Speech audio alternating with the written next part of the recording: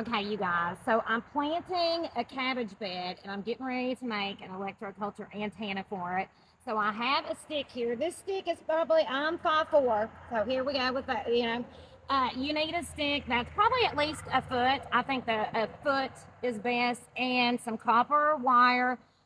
I don't know what size this is, but it is pretty thick, okay? Now you can go with this clockwise or counterclockwise. I have them both ways and I've had good results with both. But I'm gonna go clockwise today just because I feel like, I don't know, maybe it's a little more orderly. So what I'm gonna do is leave, do I have enough room to show you guys tip of my antenna? And I guess I need to go this way. So I'm leaving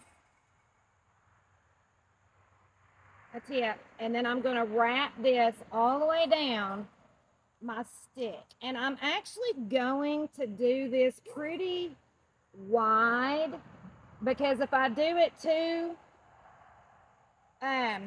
close together, I'm not going to have enough copper to do what I want to do. So I'm going wide on this.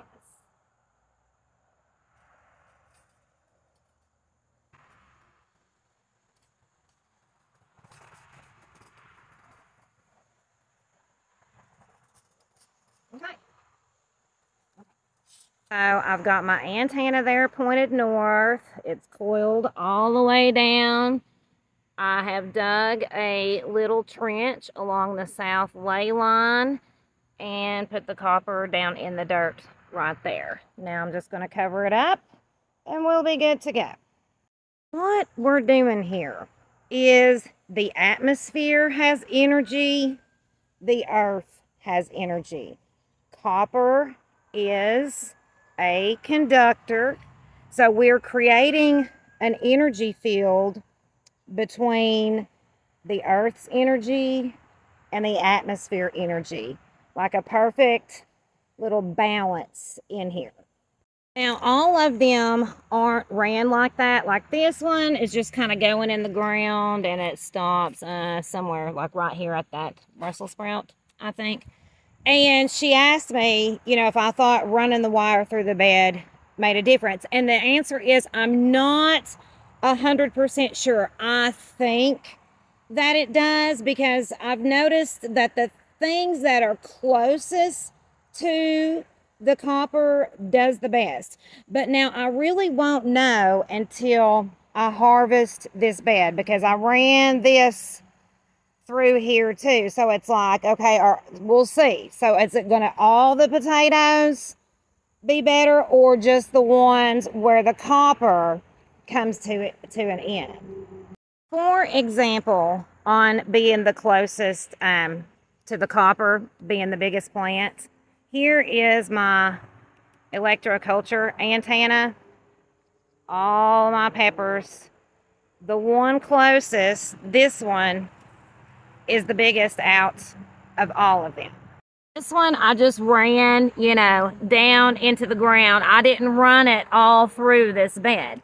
And that one is the closest to it. The next one would be that one there, and then this one here, which they've all, done pretty well. But, I mean, just the one that is closest to that antenna is the tallest one.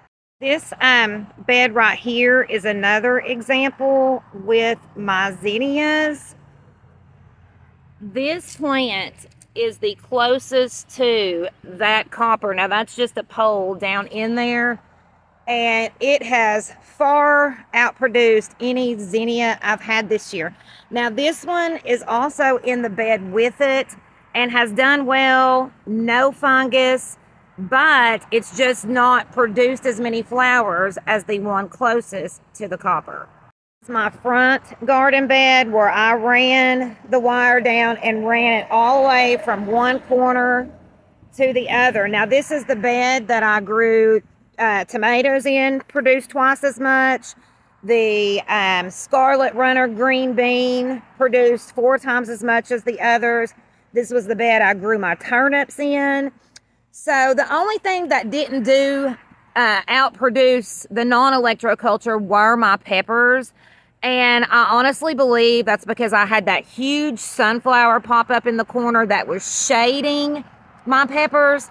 So I've got carrots going in here now and some beets back in there. And look at this. I actually do still have, all my other tomato plants are gone, but this one's still in there. I got some blooms. I might get a couple more tomatoes before the frost comes in. So I do feel like that kind of like charged that whole bed, for lack of a better word.